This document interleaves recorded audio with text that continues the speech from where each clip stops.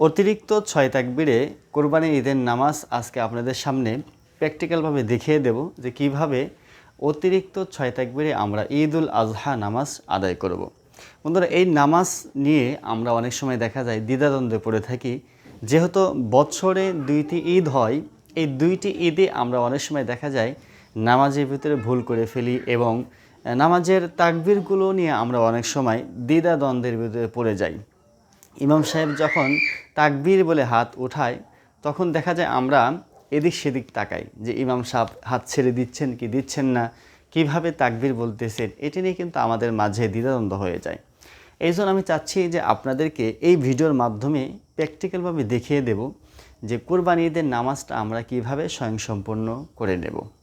তো প্রথমত আপনাকে নিয়ত করতে হবে যে আমি ঈদুল আজহা নামাজের নিয়ত করে দিছি। নিয়তের বিষয় নিয়ে একটু আমরা কথা বলে নেই। অনেকে বলে থাকেন যে আরবিতে নিয়ত করতে হবে, আবার অনেকে বলে থাকেন বাংলাতে করলে হবে। যদি আপনি সহি শুদ্ধভাবে আরবি নিয়তটা জানেন সেক্ষেত্রে আরবি পড়লে হয়ে যাবে। আর যদি এমনটি হয় যে আপনি শুদ্ধভাবে আরবি নিয়ত করতে পারতেছেন না, সেই ক্ষেত্রে আমি বলবো আপনি বাংলাতে নিয়ত করলে সবচাইতে উত্তম হবে। তাহলে নির্ভুলভাবে আপনি নিয়তটা করতে পারলেন। তো ঈদুল আজহা এই নামাজ কত রাকাত? ঈদুল আজহা নামাজ এটি হচ্ছে ওয়াজিব নামাজ, 2 রাকাত নামাজ। 2 রাকাত নামাজে আমরা অতিরিক্ত 6টি তাকবীর দিয়ে এই নামাজটি শেষ করব। বন্ধুরা, এই নামাজটি সুন্নাহ তরিকা হচ্ছে ঈদগাহের ময়দানে গিয়ে নামাজটি আদায় করা। আমরা যখন ঘর থেকে বের হয়ে ঈদগাহের মাঠে যখন রওনা দেব তখন আমরা উচ্চ আওয়াজে জোরে জোরে আমরা তাকবীর পাঠ করব এইভাবে, আল্লাহু আকবার, আল্লাহু আকবার, লা ইলাহা ইল্লাল্লাহু, আল্লাহু আকবার, আল্লাহু আকবার, ওয়ালিল্লাহিল হামদ। এইভাবে আমরা উচ্চ আওয়াজে তাকবীর পাঠ করতে করতে আমরা বাড়ি থেকে ঈদগাহের মাঠ পর্যন্ত আমরা পৌঁছে যাব ইনশাআল্লাহ তাআলা। ঈদগাহে আসার পরে আমরা কাতারবদ্ধ হয়ে দাঁড়িয়ে যাব, জায়নামাজ বিছিয়ে কেবলামুখী হয়ে আমরা নামাজের জন্য প্রস্তুতি গ্রহণ করে নেব।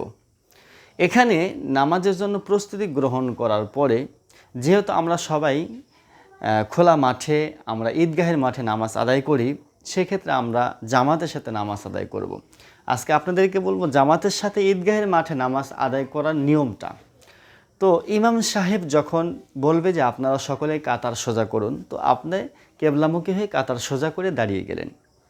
দাঁড়িয়ে যাওয়ার পরে ইমাম সাহেব প্রথমে তাকবীর বলবে এভাবে, আল্লাহু আকবার।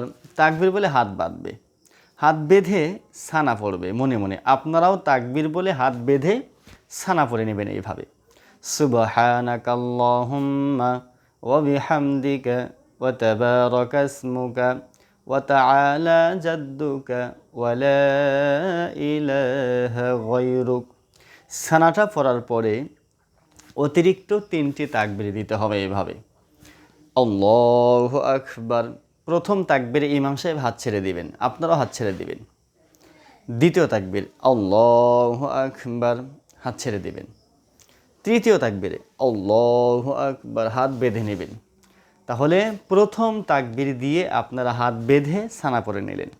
সানা শেষ হয়ে ইমাম সাহেব দ্বিতীয় তাকবীর দিয়ে হাত ছেড়ে দেবে, তৃতীয় তাকবীরে হাত ছেড়ে দেবে, চতুর্থ তাকবীরে হাত বেঁধে নেবে।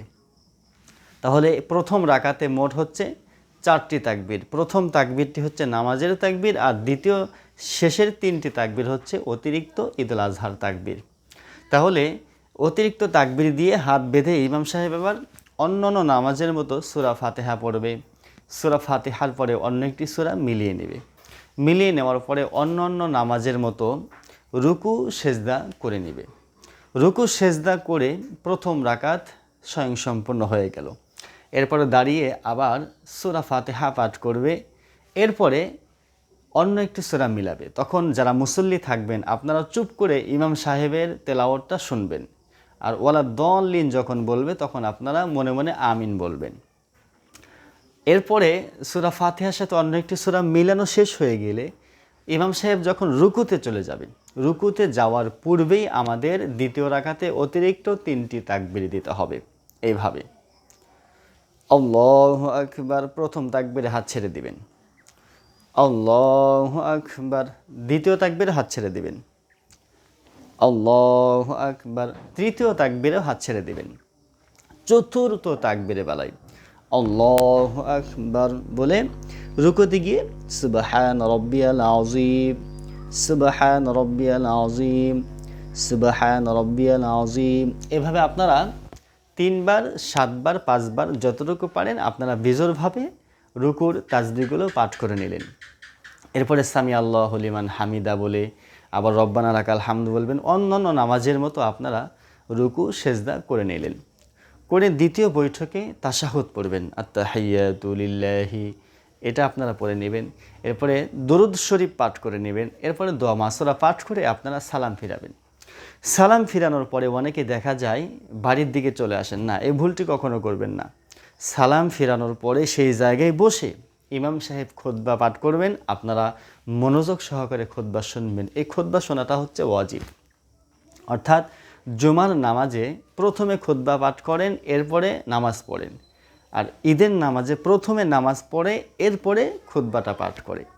তাহলে এই খুতবাটা শোনাও কিন্তু ওয়াজিব। যদি খুতবা না শোনেন, এমনকি খুতবা চলাকালীন অবস্থায় যদি আপনি কথাবার্তা বলেন, তখনই কিন্তু আপনি গুনাহগার হয়ে যাবেন। এবং আপনার এরকম হাদিসে বলা আছে, যদি আপনি বলেন যে কথা বলা যাবে না, কাউকে যদি বারণ করেন, সেটাও কিন্তু গুনার অন্তর্ভুক্ত হয়ে যায়। তো এই বিষয়টি আমাদের খেয়াল রাখা দরকার। খুতবা চলাকালীন অবস্থায় আমরা কখনো কোনোভাবেই আমরা কথা বলবো না ইনশাআল্লাহ তাআলা। তাহলে আমি আপনাদেরকে সংক্ষিপ্তভাবে আবারও দেখিয়ে দিচ্ছি যে কীভাবে আপনারা নামাজের তাকবীরগুলো দিবেন। প্রথমে আমরা নিয়ত করলাম যে আমি ঈদুল আজহা নামাজের নিয়ত করে দিয়েছি, ব্যাস আল্লাহু আকবার বলে হাত বাঁধলেন। ইমাম সাহেব হাত বাঁধলো, আপনারা হাত বাঁধলেন। হাত বাঁধার পরে ইমাম সাহেবও সানা পড়বে, আপনারাও সানা পড়ে নিলেন। সানা পড়ার পরে অতিরিক্ত 3টি তাকবীর দিতে হবে। এই অতিরিক্ত 3টি তাকবীরের প্রথম 2টি তাকবীরে হাত ছেড়ে দেবেন, তৃতীয় তাকবীরে হাত বাঁধবেন। এইভাবে সানা পড়লাম, সানা পড়ার পরে ইমাম সাহেব তাকবীর দিচ্ছেন, আল্লাহু আকবার, হাত ছেড়ে দিলেন প্রথম তাকবীরে, আল্লাহু আকবার, হাত ছেড়ে দিলেন দ্বিতীয় তাকবীরে, আল্লাহু আকবার, তৃতীয় তাকবীরে হাত বাঁধলেন। তাহলে মোট 4টি তাকবীর হয়ে গেল। প্রথম তাকবীর দিয়ে হাত বেঁধে সানা পড়লাম, দ্বিতীয় তৃতীয় তাকবীর হাত ছেড়ে দিয়ে চতুর্থ তাকবীর হাত বেঁধে সূরা ফাতিহার সাথে অন্য একটি সূরা মিলানো হবে। প্রথম রাকাত শেষ। দ্বিতীয় রাকাতে রুকুতে যাওয়ার পূর্বে সূরা ফাতিহার সাথে অন্য একটি সূরা মিলানোর পরে রুকুতে যাওয়ার পূর্বে অতিরিক্ত 3টি তাকবীর দিতে হবে।